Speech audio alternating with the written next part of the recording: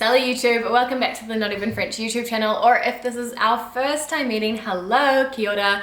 My name is Rosie. I'm a New Zealander who's currently living in New Zealand but spent 6 years in France and is planning to go back this year and every year following that and spend life between two countries. So if you are a Francophile, if you love French language and culture, definitely follow along for the ride, or if you're interested in New Zealand Kiwi culture as well. This is actually going to be a really exciting year for Not Even French because we are traveling back to France for 3 months for the first time in years because of COVID. So expect lots of cool vlogs and collabs, like lots of cool videos coming your way, but also because I am applying for my French nationality this year.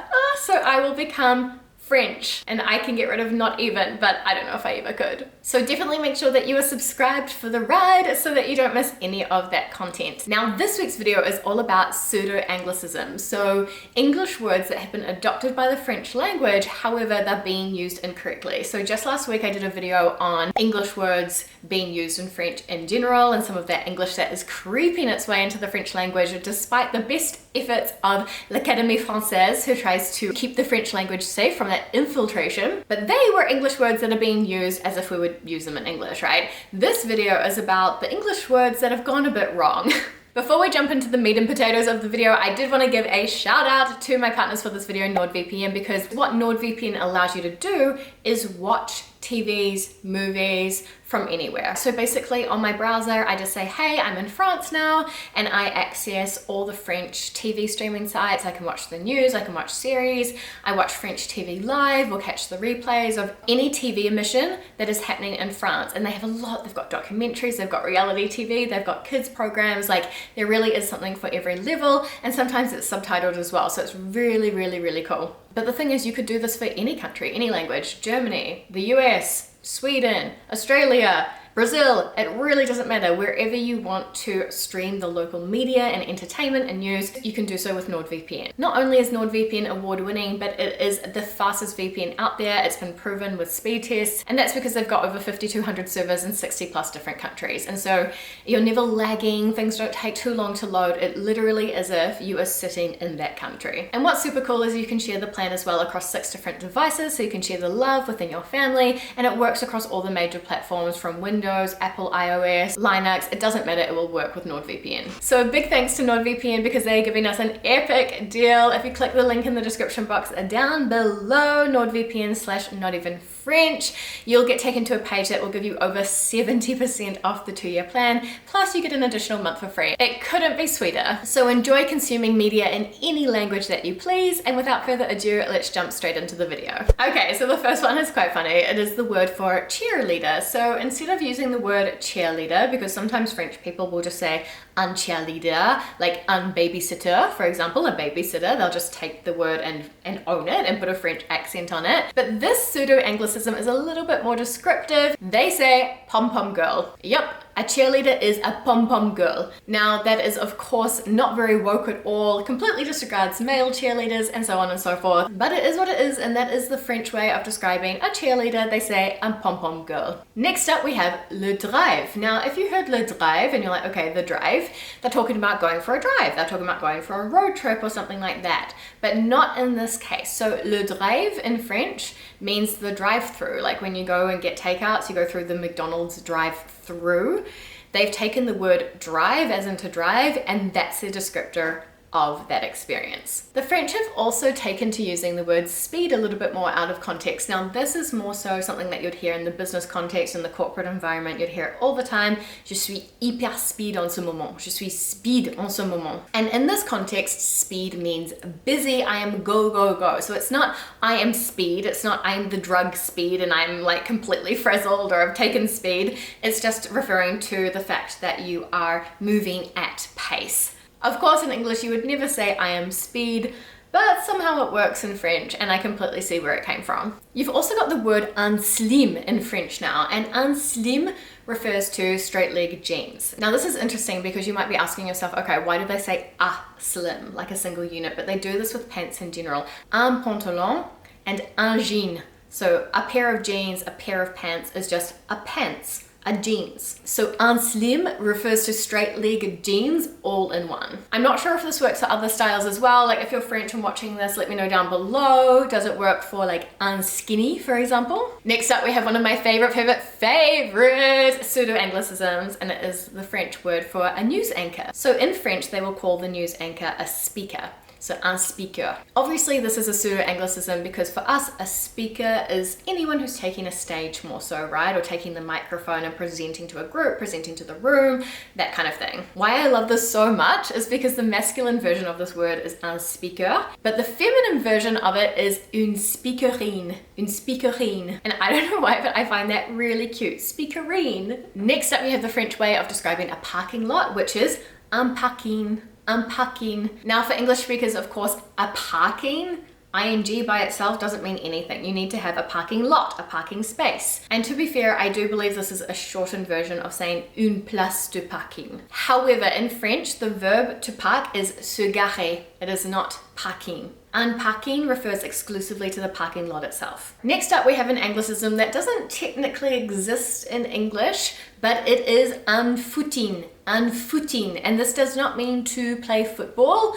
This means to go jogging. So you could say je vais faire un footing sur la plage. I'm going to go jogging on the beach. Obviously jogging involves feet, but I'm like, why didn't I just say I'm jogging? And this is why, because I'm jogging already means something else, which is a tracksuit. So you can put on your jogging to go footing. Next up, we have the equivalent of saying friend with benefits or F-buddy, which is a sex friend. The term sex friend is very much used, and apparently it became popular following that movie Friends with Benefits. When it comes to hair in French, les cheveux, we also have a few pseudo-anglicisms. One is embrushing, embrushing.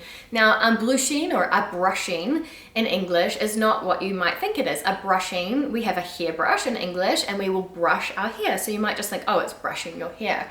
Whereas unbrushing in French actually means to have kind of a blow dry in style. For example, I had a manager in Paris and every Monday morning she would go and have brushing, and this would not involve like dyeing her hair or cutting her hair. It's literally like, you know, the hairdressers would sort of wash it and sort of blow it out for her and style it so that it would keep nice for a couple of days. And then another hair related example is un shampoing. Un shampoing.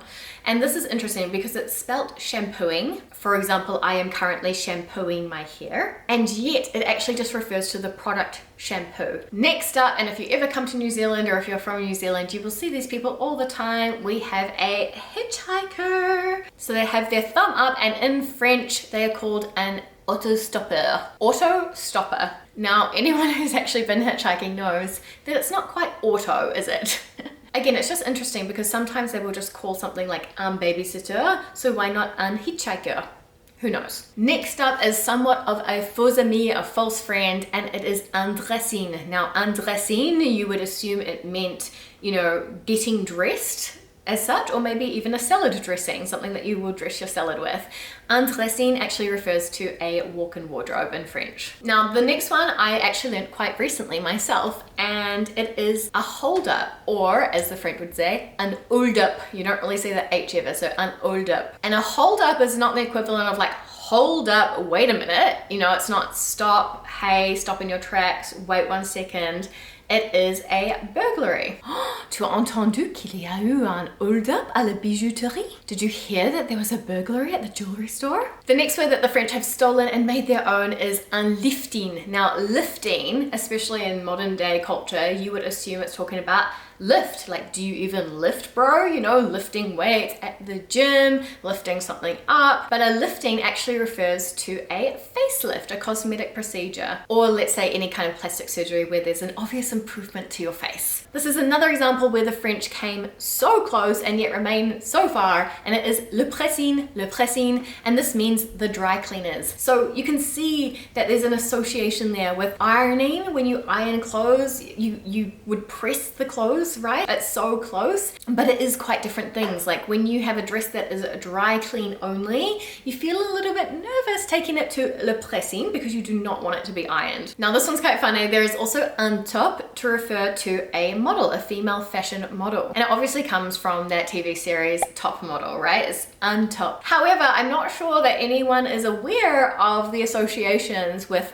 a top and the world of BDSM and dominatrix. I'm pretty sure there's a role called a top. I don't know, like it's definitely a whole thing. That one definitely has some connotations associated to it in English. In the world of gaming now, we have un flipper instead of pinball machine, which is quite interesting. And I get it, right? You use the flippers to whack the ball around, so un flipper. For us, I think in English, if it was a flipper, you'd expect it to be like, I don't know, a dolphin or something. And then instead of foosball, the French say baby foot, baby foot. And this is interesting because it's like baby foot, small feet, or like baby football maybe, I'm not sure, but either way, it's hilarious because I just think of a tiny little baby foot whenever they say that.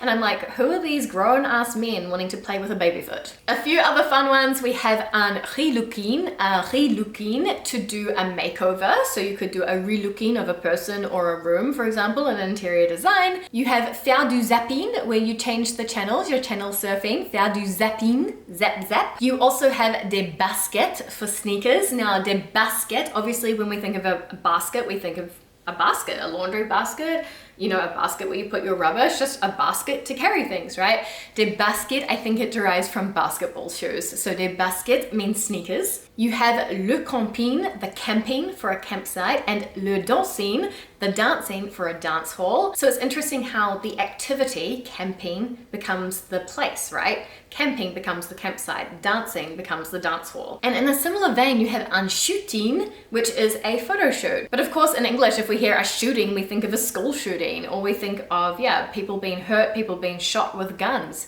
But un shooting becomes a photo shoot. A few interesting ones in the world of sports, you have un tennisman. So a tennis player is un tennisman.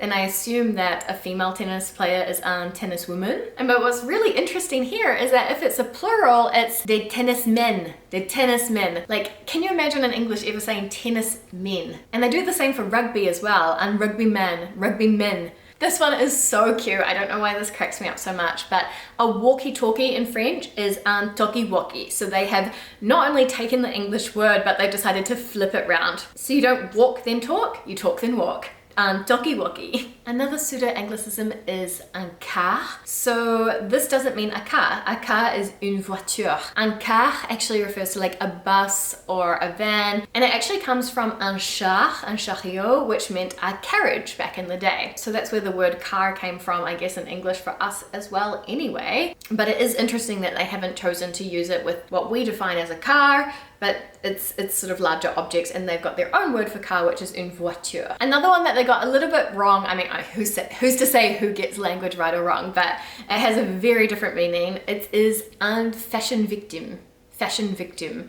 And for them, it actually means someone who is quite fashionable and always, you know, buying new things, up with the play, up with the trends and stuff, someone actually quite fashionable. But obviously for us, a fashion victim means someone who, you know, has terrible fashion, or has become the victim of something that's meant to be so fashionable, or just looks terrible, or whatever it looks like. So the word victim there is very telling for us. It's a victim. If you're a victim of something, it means you're suffering from something, suffering at the hands of something, right? Being attacked probably in some way. Whereas for them, fashion victim is actually someone very like fashionable and cool. To finish off, I thought that I would throw in one from Canadian French, Quebecois, and it is un chum, which means a boyfriend. And of course, a chum sort of has a connotation of more like an old friend, an old mate, you know, an old chum from the schoolyard. It's not a romantic side of things, and they've taken it and made it mean boyfriend, un chum. Now, if I have missed any pseudo-anglicisms off my list, please let me know ones running through your mind down below. And also, let's just take a moment to acknowledge that English speakers use French words incorrectly all the time. Need I say, like risque, or a casserole, which is actually a saucepan in French, which we use to describe, you know, a saucy, meaty, potatoey dish. Like, there are so many words that we've also taken from French and use incorrectly in English as well. So if you can also think of those ones, let me know down below. I love learning about these things, laughing about these things. Let's share it all in the comments. Otherwise, if you have any requests for me, given that I will be going to France in just a few months, if you have any content or topics that you would like to see covered, please let me know there as well. I'll make sure I get back to you, and until next week on the Not Even French channel, I will say merci beaucoup et à bientôt!